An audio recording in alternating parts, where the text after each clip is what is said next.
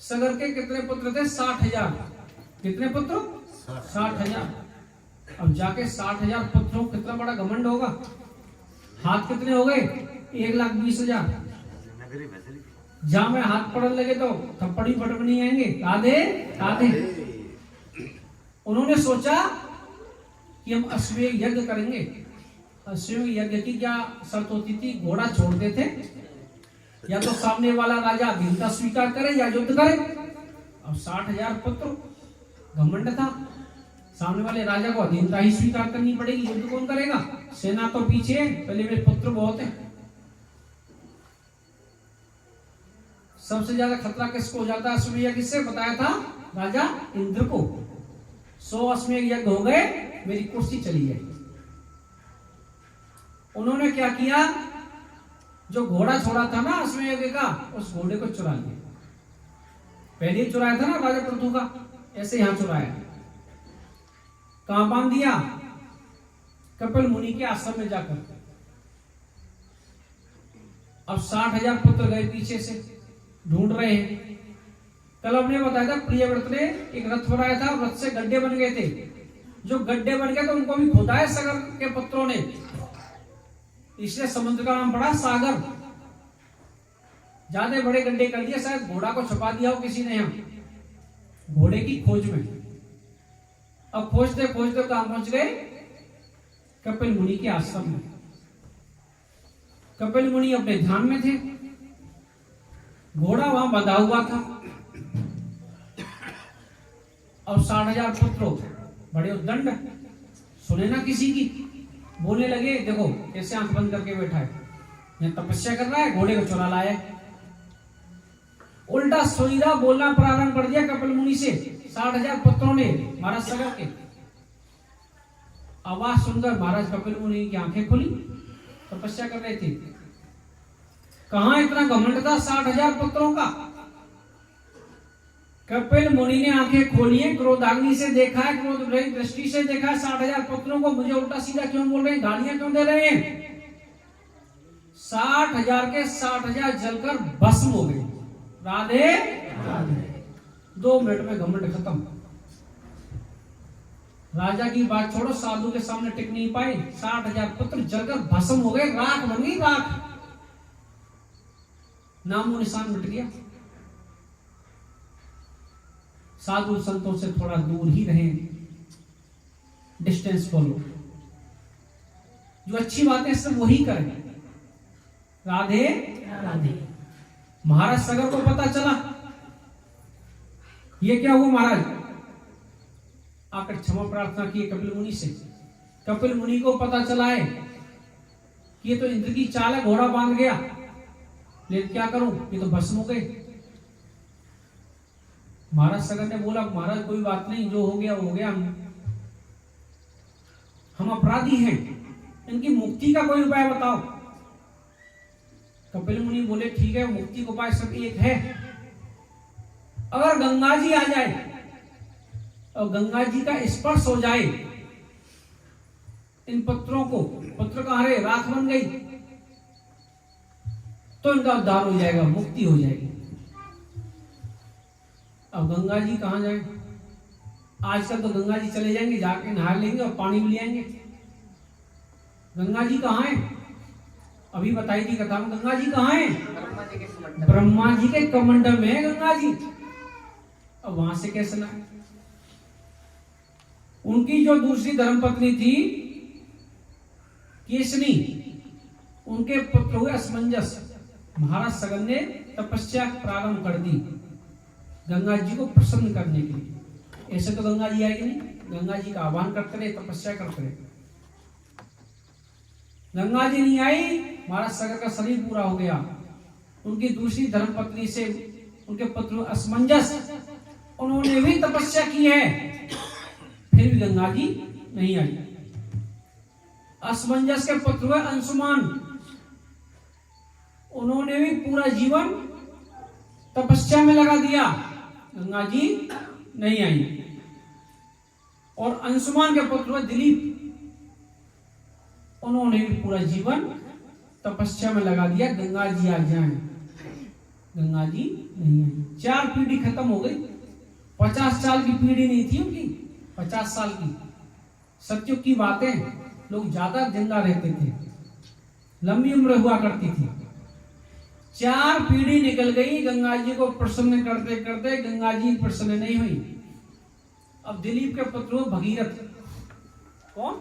भगीरथ। भगीरथ ने तपस्या की। महाराज सगर की 5वीं पीढ़ी तपस्या कर रही है, गंगा जी हो गई प्रसन्न। प्रसन्न हो गई, गंगा जी को बड़ा घमंड। हाँ जी बताओ क्या चाहते हो? चाहते क्या है? आप नीचे आओ, मेरे पूर्वज जलकर भस्म हो गए थे, कपिल मुनि के श्राप से आपका स्पर्श होते ही वो मुक्ति मिल जाएगी, मृत्यु लोक में आओ। बोली आ तो जाऊंगी, लेकिन मेरे वेग को कौन सहन करेगा? अगर मैं ऊपर से आई, जब बरसात होती है बादल नीचे आ जाते हैं, ऊपर से ज्यादा सो की सिर फोड़ देंगे। अगर गंगा जी आएगी नीचे, इसका मतलब है पृथ्वी खत्म। तो तेरे पूर्वजों के उद्धार की चले क्या? सबका उद्धार हो जाएगा। क्या करें? अब बड़े धर्म संकट में 5वीं पीढ़ी के बाद में गंगा जी प्रसन्न हुई। अब क्या करें? कैसे रोके इसको?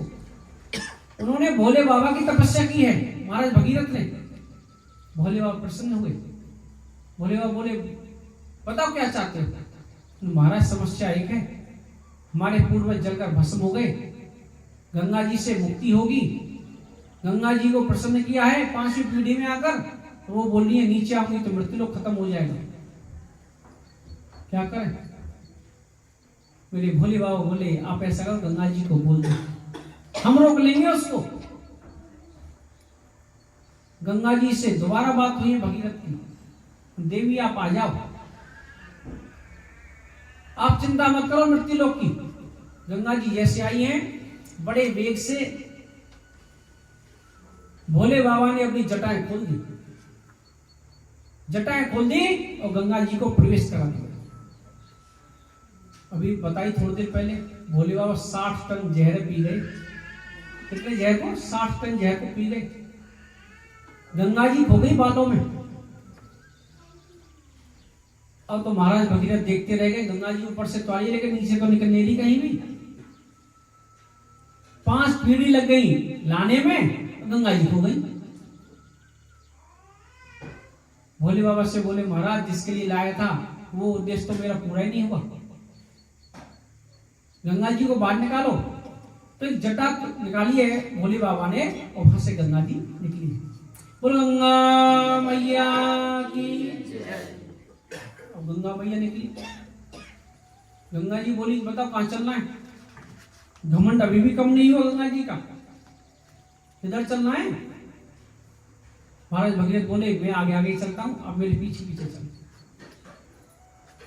तो महाराज भगीरथ आगे आगे और गंगा जी पीछे पीछे। अब पहाड़ों से नीचे निकल के आई, वह जहनु ऋषि का आश्रम था। कौन से ऋषि का? जहनु ऋषि का। और गंगा जी पानी है पूरा। जो आश्रम पड़ा था बीच में, उस आश्रम को बहा दिया। जहनु ऋषि जहां तपस्या कर रहे थे, नीचे पानी आ गया। ये पानी कहां से आया? उनको नहीं पता थी गंगा जी। और देखा कि मेरा आश्रम उजाड़ दिया। तो जैनु ऋषि ने योग के बल से गंगा जी का ऐसे लिया और ऐसे पान कर दिया। गंगा जी को पी गए। गंगा जी को पी गए जैनु ऋषि। और महाराज भगीरथ आगे आगे जा रहे हैं, देखा पीछे से तो आवाज नहीं आ रही। पानी जब चलता है आवाज आती है। पीछे मुड़ के देखा तो गायब, पानी है ही नहीं। गंगा जी कहां चली गई? देखो कितनी बड़ी मुसीबत। हमारे जीवन में छोटी छोटी मुसीबत आती है, हम कितने परेशान हो जाते हैं। ये इतिहास, ये कथाएं क्या सिखाती है हमें? ये तो सिखाती है कितनी बड़ी परेशानी आती है। 5 पीढ़ी निकल गई, गंगा जी को प्रसन्न किया। जैसे जैसे गंगा जी आई, भोले बाबा ने बालों में उलझा दिया। वहां से निकलवा के लाए तो गंगा जी फिर गायब। अब गंगा जी कहां ढूंढे? और हमारी जो छोटी सी मुसीबत है, हम परेशान हो जाते हैं।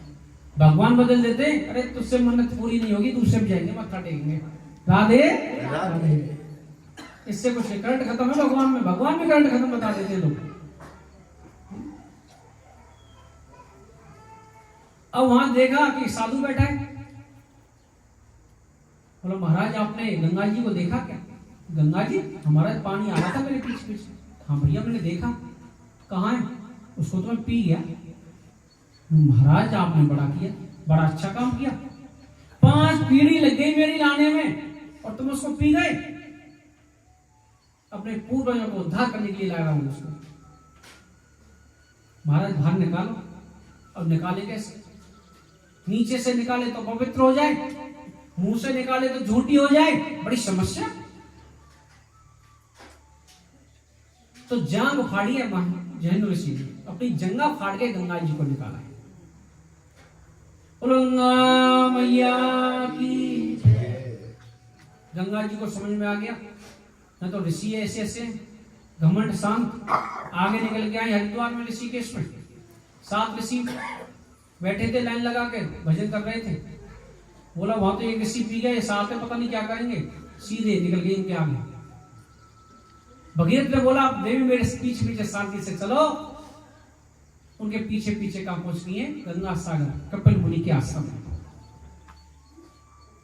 जैसी उनके जो पूर्वज थे उनकी जो राख बनी थी उनका स्पर्श हुआ है, उनका उद्धार हो गया है। और आज तक सभी का उद्धार ही कर दिया मेरी गंगा मैया। बोलो गंगा मैया की।